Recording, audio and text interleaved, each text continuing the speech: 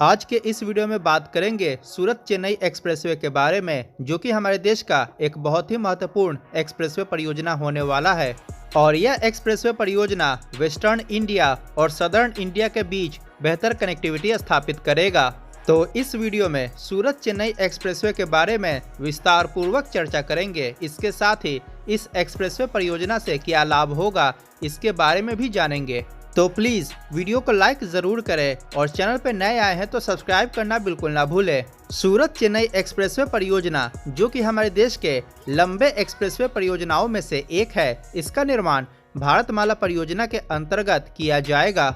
यह एक्सप्रेसवे परियोजना एक ग्रीनफील्ड और ब्राउनफील्ड 6 लेन का एक्सेस कंट्रोल्ड एक्सप्रेसवे प्रोजेक्ट होगा, यानी कि इस परियोजना के कुछ खंड का निर्माण बिल्कुल ही नए सिरे से किया जाएगा, जो कि इसका ग्रीनफील्ड भाग होगा। और इस परियोजना के ब्राउनफील्ड सेक्शन के अंतर्गत वर्तमान के ही नेशनल हाईवेज को अपग्रेड किया जाएगा। आपको बता दें कि सूरत चेन्नई एक्सप्रेसवे का निर्माण भारतमाला परियोजना के अंतर्गत प्रस्तावित किए गए इकोनॉमिक कॉरिडोर्स के अंतर्गत किया जा रहा है। और यह परियोजना केंद्र सरकार की agency national highways authority of India के अंतर्गत आता है। सूरत चेन्नई एक्सप्रेसवे परियोजना की कुल लंबाई 1271 किलोमीटर है और इस एक्सप्रेसवे पर 120 किलोमीटर प्रति घंटे की रफ्तार से वाहनों को चलाया जा सकता है। वर्तमान समय में बाई रोड सूरत से चेन्नई के बीच यात्रा के दौरान लगभग 30 आवर्स का समय लग जाता है, लेकिन जब एक्सप्रेसवे परियोजना पूरी तरह से बनकर तैयार हो जाएगा तब सूरत से चेन्नई के बीच की दूरी को लगभग 15 आवर्स यानी कि 15 घंटे में पूरा किया जा सकेगा। अतः यात्रा के दौरान लगने वाला समय बिल्कुल आधा हो जाएगा, जिसके फलस्वरूप ट्रांसपोर्टेशन बेहतर होगा और बिजनेसेस को बढ़ावा मिलेगा। एक्सप्रेसवे के इर्द गिर्द इंडस्ट्रियल एक्टिविटीज में भी बढ़ोतरी होगी, जिसके कारण रोजगार के नए अवसर उत्पन्न होंगे। सूरत चेन्नई एक्सप्रेसवे परियोजना गुजरात, महाराष्ट्र, कर्नाटका, तेलंगाना, आंध्र प्रदेश और तमिलनाडु राज्यों से होकर गुजरेगा। अगर बात करें इसके प्रस्तावित रूट अलाइनमेंट के बारे में तो यह परियोजना गुजरात राज्य में सूरत के नजदीक नवसारी के पास दिल्ली मुंबई एक्सप्रेसवे से शुरू होकर नासिक, संगमनेर, अहमदनगर, सोलापुर, कलबुर्गी, रायचूर, कर्नूल, कडप्पा, तिरुपति होते हुए तमिलनाडु राज्य में चेन्नई के पास जाकर समाप्त होगी। इस एक्सप्रेसवे परियोजना के कारण सूरत से चेन्नई के बीच तो कनेक्टिविटी बेहतर होगी ही, इसके साथ ही राज्यों के अंदर भी कनेक्टिविटी बेहतर होगी। विशेषकर महाराष्ट्र और आंध्र प्रदेश को इस एक्सप्रेसवे परियोजना से काफी लाभ होगा। इन राज्यों के अंदर भी यातायात सुगम हो जाएगा।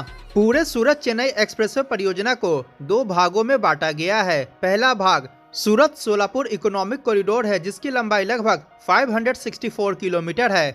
और इस परियोजना का दूसरा भाग सोलापुर चेन्नई इकोनॉमिक कॉरिडोर है, जिसकी लंबाई 707 किलोमीटर है। अगर बात करें इस परियोजना के ग्रीनफील्ड खंड के बारे में तो सूरत से नासिक होते हुए अहमदनगर तक का खंड, जिसकी लंबाई 290.7 किलोमीटर है, यह इस परियोजना का ग्रीनफील्ड भाग है। इसके साथ ही इस परियोजना का अक्कलकोट से कर्नूल तक का भाग भी एक ग्रीनफील्ड भाग होगा और अक्कलकोट से महबूबनगर डिस्ट्रिक्ट होते हुए कर्नूल तक के भाग की कुल लंबाई लगभग 230 किलोमीटर है। इन खंडों के अलावा सूरत चेन्नई एक्सप्रेसवे परियोजना का बाकी भाग ब्राउनफील्ड खंड होगा, जिसके अंतर्गत वर्तमान के हाईवेज को ही मॉडिफाई किया जाएगा और इसको एक्सप्रेसवे में अपग्रेड किया जाएगा। अगर स्टेट वाइज रूट लेंथ की बात की जाए तो सूरत चेन्नई एक्सप्रेसवे परियोजना का गुजरात राज्य के अंदर लगभग 68 किलोमीटर भाग आएगा। महाराष्ट्र राज्य के अंदर इस एक्सप्रेसवे परियोजना का 484 किलोमीटर लंबा भाग आएगा। कर्नाटका राज्य के अंदर इस परियोजना का 177 किलोमीटर लंबा भाग आएगा। तेलंगाना राज्य के अंदर इस परियोजना का 65 किलोमीटर लंबा भाग, आंध्र प्रदेश राज्य के अंदर इस परियोजना का 321 किलोमीटर लंबा भाग और तमिलनाडु राज्य के अंदर इस परियोजना का 156 किलोमीटर लंबा भाग आएगा।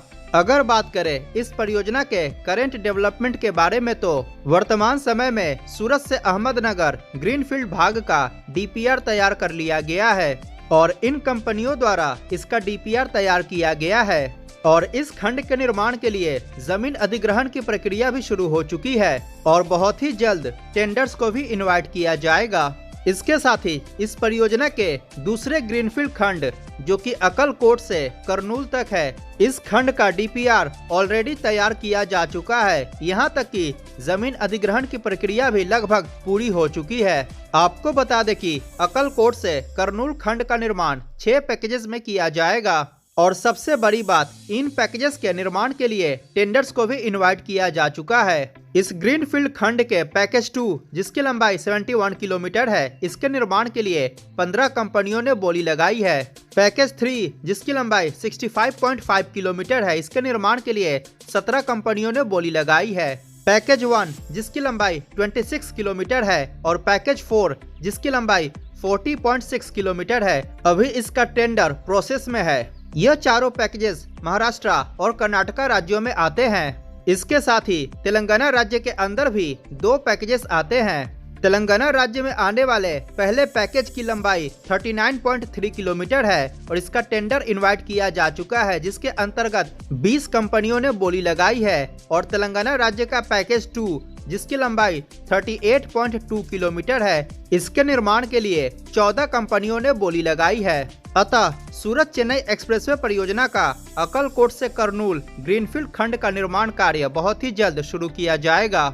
सूरत चेन्नई एक्सप्रेसवे परियोजना का निर्माण हाइब्रिड एनुइटी मॉडल अर्थात HAM मॉडल पर किया जाएगा। और जैसा कि मैंने शुरू में आपको बताया कि इस परियोजना का निर्माण 2 भागों में किया जा रहा है। इसका पहला भाग जो सूरत से नासिक, अहमदनगर होते हुए सोलापुर तक है, जिसको कि नेशनल हाईवे नंबर 150C के नाम से जाना जाता है। इस भाग के निर्माण में लगभग 30,000 करोड़ रुपए खर्च किए जाएंगे। और इसका दूसरा भाग जो कि सोलापुर से करनूल होते हुए चेन्नई तक है, जिसको कि नेशनल हाईवे नंबर 150C के नाम से जाना जाएगा। इस खंड के निर्माण में लगभग 20,000 करोड़ रुपए खर्च किए जाएंगे। इस प्रकार इस पूरे एक्सप्रेसवे परियोजना के निर्माण में अनुमानित 50,000 करोड़ रुपए खर्च किए जाएंगे और यह एक्सप्रेसवे परियोजना दिसंबर 2025 तक पूरी तरह से बनकर तैयार हो जाएगा। आपको बता दें कि यह एक्सप्रेसवे परियोजना सूरत और चेन्नई के बीच बेहतर कनेक्टिविटी स्थापित करने के साथ साथ दिल्ली और चेन्नई के बीच भी बेहतर कनेक्टिविटी स्थापित करेगा।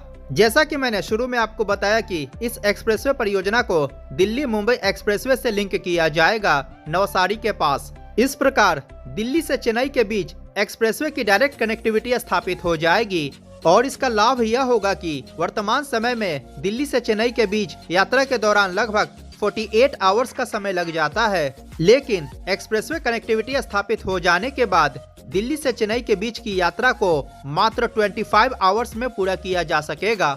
सूरत चेन्नई एक्सप्रेसवे को महाराष्ट्र राज्य के अंदर मुंबई नागपुर एक्सप्रेसवे से भी लिंक किया जाएगा। स्क्रीन पर दिख रहे वीडियो पर क्लिक करके दिल्ली मुंबई एक्सप्रेसवे परियोजना के बारे में अवश्य जानें। वीडियो पसंद आया हो तो लाइक करें और चैनल को सब्सक्राइब करना बिल्कुल ना भूलें। मिलते हैं अगली वीडियो में। जय हिंद, वंदे मातरम।